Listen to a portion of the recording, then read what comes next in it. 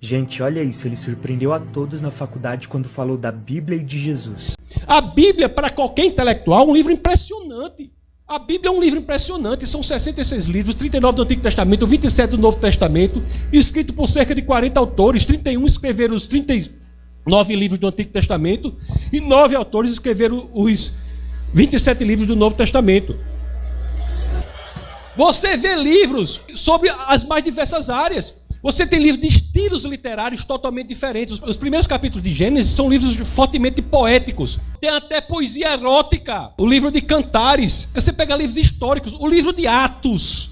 O livro de Atos tem 84 fatos que são de maneira indubitável provados ou pela história ou pela arqueologia.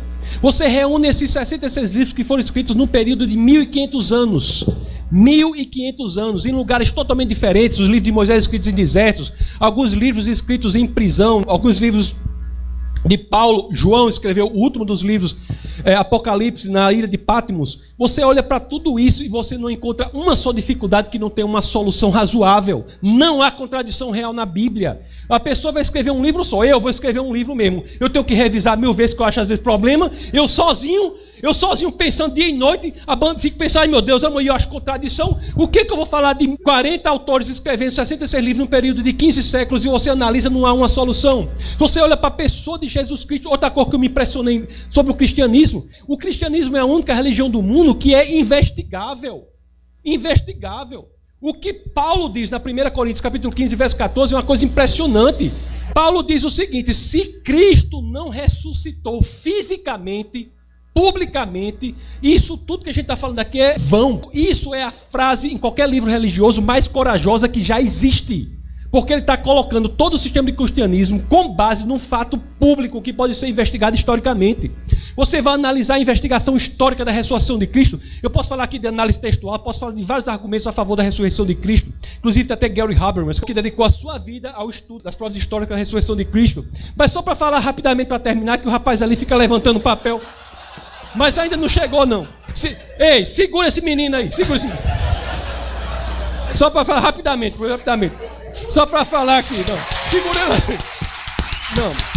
Mas vamos, segura aí. Isso é rápido. Um minuto. Mas só vou falar só isso para você falar que a gente aqui não está lidando com a ficção. A gente não está lidando com a brincadeira. Você olha que a ressurreição de Cristo é uma coisa impressionante, tem várias provas. Uma delas, eu estava até conversando com alguém aqui, não sei se era o almoço, estava conversando, a mudança de testemunho dos apóstolos. Você olha que quando Jesus morre, quem eram os apóstolos? Era um povo frouxo, povo covarde. Quando Jesus morre, o que acontece? Pedro volta a pescar, tudo acaba, ninguém fala, aquele povo tudo frouxo. Morreu Jesus, todo com medo, não sei o quê. A experiência do Cristo ressuscitado, ressurrecto, juntamente com o que acontece em Atos 2, se você pegar essa experiência, muda radicalmente a vida dessas pessoas. Como é que pessoas tão covardes, tão temerosas, se tornam pessoas tão corajosas, que se deixam perseguir, torturar e morrer sem negar o fato histórico da ressurreição de Cristo. Todos os apóstolos de Cristo foram perseguidos, torturados e mortos, à exceção de João, que estava preso na ilha de Patmos, onde inclusive escreveu o Apocalipse. Todos os demais foram perseguidos, torturados e mortos sem negar. Por que teriam feito isso se isso não fosse a verdade? O que foi que ganharam com isso? Não há um só fato na história da humanidade que alguém tenha se deixado perseguir, torturar e morrer por algo que saberia que é mentira. Existem pessoas com forte viés ideológico que se deixam torturar e matar por algo que é mentira, mas eles acham que é verdade. A tese de que teriam espalhado a mentira de que Cristo tinha ressuscitado não se sustenta a uma análise mesmo comezinha da história. Então o que nós temos que dizer, quando falamos ciência e religião, não é uma coisa, eu acho que a ciência deve ser igual à religião. Eu estou dizendo o seguinte: não quer ser religioso, não seja, esqueça, mas seja científico honestamente falando. Você não tem como fugir disso. Cristo é a verdade. Eu estou terminando agora. Cristo é a verdade. Se você analisar, essa é a verdade. Se você analisar as duas palavras que a filosofia grega mais se debruçavam sobre. E a filosofia grega é algo importante, professor, porque qualquer outra filosofia que é feita da filosofia grega até agora não passa de notas de rodapé a filosofia grega. A filosofia grega se tinha duas palavras com as quais eles lidavam e eles pesquisavam. Uma era a verdade, que em grego é aletheia. A outra era o fundamento, a essência, a razão do mundo, que era logos. Você vai para João 14,6, o que é que tem lá? Eu sou o caminho, a verdade e a vida. Ou seja, eu sou Rhodes, aletheia, a verdade, e a vida, Zoe. Eu sou a verdade, ou seja, é a única pessoa que apenas não diz que sabe a verdade, mas diz que é a verdade. E nem os maiores críticos do cristianismo levantam a ideia de que ele era um lunático.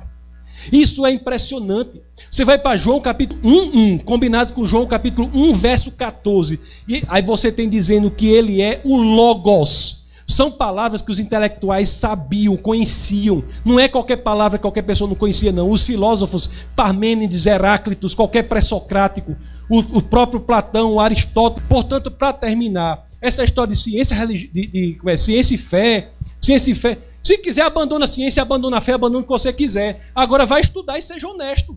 Deixe ser levado para onde as evidências apontam. É como o professor falou, ele é um cético no sentido terminológico da palavra, do grego skeptikos, que é aquele que investiga. Seja razoável, busque abertamente. E não vai dizer que a ciência nunca se misturou com a fé, que foi como eu disse aqui, agora estou terminando mesmo. Como foi que eu disse agora? Porque o problema é que esse pessoal quando diz que vai terminar, pode esperar que é meia hora, né? Mas eu vou terminar. Agora é para terminar. É como eu falei lá. Se você quer uma relação mais visceral, nevrálgica, não há entre ciência e fé, pelo simples fato de que a ciência só existe por conta da fé. É a ideia de que esse mundo é inteligível que faz com que a ciência seja possível. Não há nada na ciência, nem na química mais profunda, que um dos maiores químicos do nosso país está aqui. Não é a química, a física. Não há nada na ciência que diga que as leis que ele conhece tão bem se repetirão amanhã. Não há nada. Nada na ciência diz que as leis que você conhece hoje se repetirão amanhã. É uma aposta para o ateu e uma assunção para o teísta de que o mundo é inteligível porque foi feito por uma pessoa inteligente. Isso é a assunção de qualquer ciência, quer você queira, quer não. O próprio Hume, que era um cético, deixou claro isso quando ele diz: o fato do sol nascer todos os dias não garante que ele nascerá amanhã. A indução é uma aposta para o ateu, é uma irracionalidade para o ateu. Só faz sentido para o cientista teísta que crê em Deus, porque ele entende que o mundo foi feito por alguém, o mundo foi feito de forma inteligível e, portanto, pode ser descoberto pela inteligência, porque ele foi feito por uma mente inteligente por trás de tudo que existe. Muito obrigado.